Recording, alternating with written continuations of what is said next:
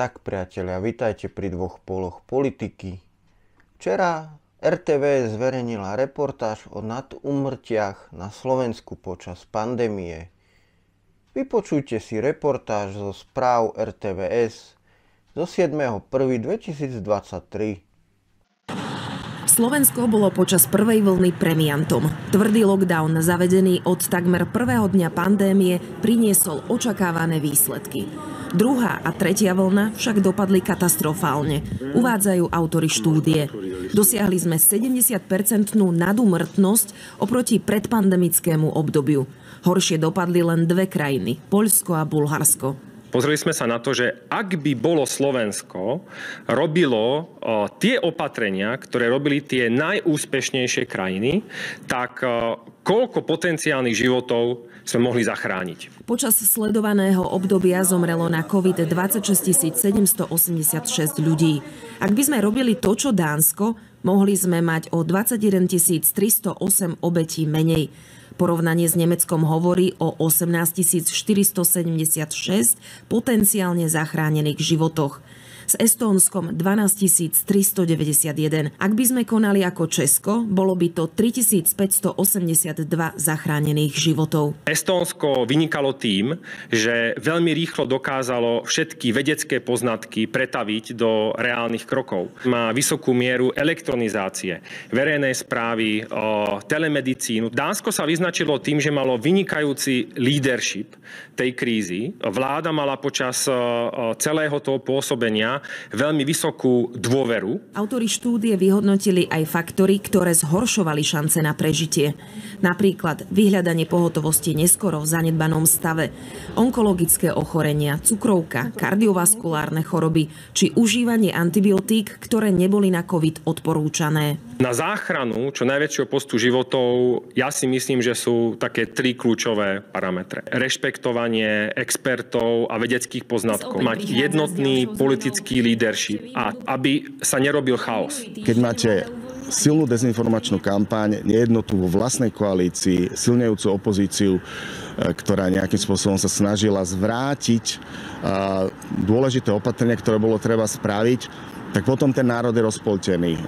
Potom tie opatrenia a to, čo aj odborníci hovoria, sa veľmi ťažko tomu národu prijíma. Stratené životy už nikto nezachráni, no práve analýzou dát sa dá z pandémie poučiť a vyhnúť sa tak prípadným budúcim krízam. Sociológ pridáva aj ďalšie rady. Kľúčové je počúvať, že čo je konsenzus expertov a hlavne nie, že čo Ferko alebo Jožko napísali na Facebooku. Prestaňte to na tých sociálnych platformách sledovať. Nič normálne a nič dobré tam nenájdete. Iveta Vanková, RTVS.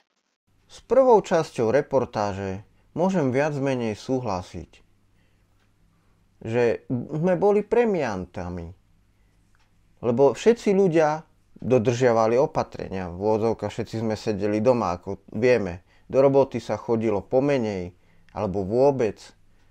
No, avšak prišli Matovičové atomovky na jeseň a jeho kšeftíky s trnavskou firmou za 1 miliardu eur, čo nakúpili testy. Toto reportáž ani prinajmenšom nespomína. Spomínajú, že Slováci už potom nedodržiavali opatrenia, že nepočúvali odborníkov. Toto vraj bolo zlyhanie. A 26 000 obetí nie na COVID, ale s covidom. Úrad verejného zdravotníctva šikanoval ľudí na každom kroku. Policajti skakali bezbranným ženám po hlave, ak si nenasadili rúška v hromadnej doprave. Úradničky z úradu verejného zdravotníctva buzerovali majiteľov pohrebných služieb, že nedávali neboštíkom rúška na tvár. Vy ste sa už tam zošaleli na Mikasovom úrade? A Mikas teraz je ticho. Správa pána Pažitného, ktorý vystupoval ako spoluautor tejto vedeckej práce, hovorí, že Poľsko a Bulharsko mali viac úmrtí ako Slováci. Toto je opäť manipulácia. Poliaci nemali zavedené skoro žiadne opatrenia. Mali v roku 2020, aj toto skončilo v Zakopanom bitkou chuligánov v Zakopanom na Silvestra v roku 2020. Potom to úplne zrušili Bulhári, nemali skoro vôbec žiadne opatrenia. Tam sa tiež búrili ako horkokrvní Balkánci. Očkovanosť v Poľsku je približne na rovnakej percentuálnej úrovni ako u nás 50%. A v Bulharsku, ak to preženiem 35%, možno som nadstrelil. Ale to, že zlyhala vláda pri opatreniach, že zatvárali ľudí a nahnali v zime, v daždi ľudí na ich Matovičové atomovky a potom sa to testovanie ťahalo ďalší polrok až do jary 2021.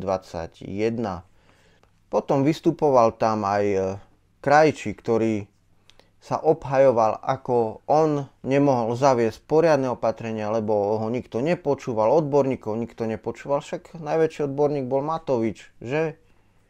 Ešte k Petrovi Pažitnému sa vrátim. Tento pán so silným maďarským prízvukom bol v rokoch uradovania ministra Zajaca jeho poradcom, potom sa presunul do Čiech.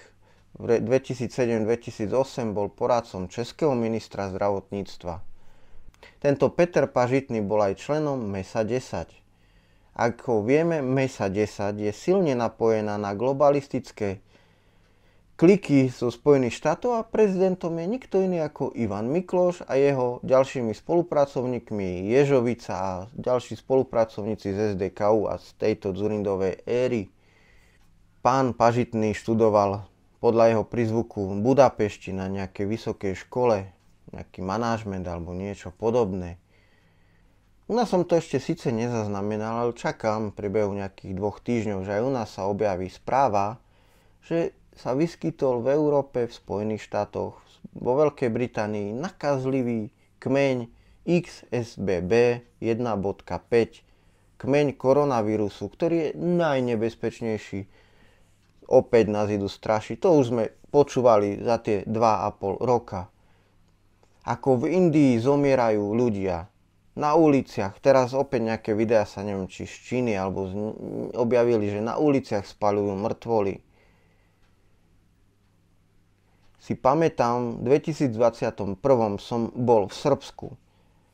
A vtedy práve prebiehalo, že v Indii masovo zomierajú ľudia. A kto tam nebol? Indickí turisti, ruskí turisti, bez rúšok, bez ničoho. A hľa, sedím tu ja, živý. Zaujímavé, že? Podľa našich médií už by som dávno bol v drevenom spacáku. Teraz sa zastavím pri Billovi Gatesovi, ktorý nie je spokojný s modifikáciou genov miliárd ľudí a teraz sa zameriava na globálne dodávky potravín. Ako vieme, minulý rok v Spojených štátoch nakúpil veľké množstvo ornej pôdy. Globalistický miliardár sa spojil s UKAID, fondom na výzvy, ktorý tvrdí, že podporuje záväzok Spojeného kráľovstva znižovať chudobu a kontrolovať zdroje potravín pre najchudobnejších na svete. Organizácii údajne venoval desiatky miliónov na obhajobu geneticky modifikovaných domácich zvierat. Gates, ktorého manželka sa s ním rozviedla pre jeho blízky vzťah so zosnulým Jeffrey Epsteinom, navštívili farmu Lake Hill Farm Edinburghskej univerzity, aby tam založil globálnu akadémiu poľnohospodárstva a potravinovej bezpečnosti.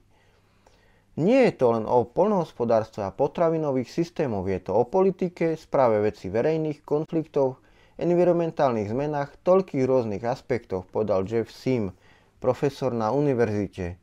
Video z Gatesovej návštevy na univerzite v Edinburghu ukazuje výrazný znak. Hovorí: jedna planéta, jedno zdravie a jedna šanca. Pre nezainteresovaných je jedno zdravie ideológiou propagovanou prezidentom Eco Hills Alliance Petrom Dažakom, renomovaným ekonómom Jeffrey Sachsom a bývalým hlavným lekárskym poradcom Bieleho domu Antonym Faucim. Je to schéma navrhnutá Centrami pre kontrolu a prevenciu chorób CDC a Svetovým ekonomickým fórom s cieľom začať veľký reset. Prevzatím manažmentu poľnohospodárstva, chovu dobytka a rastlín divokých krajín, divokých rastlín a zvierat, ktoré žijú v nich. Podľa agentúry Reuters Gates tiež investuje $40 miliónov do vývoja vakcín pre hospodárske zvieratá a ich sprístupnenie najchudobnejším farmárom v Afrike, Južnej Ázii prostredníctvom globálnej aliancie pre veterinárne lieky pre zvieratá.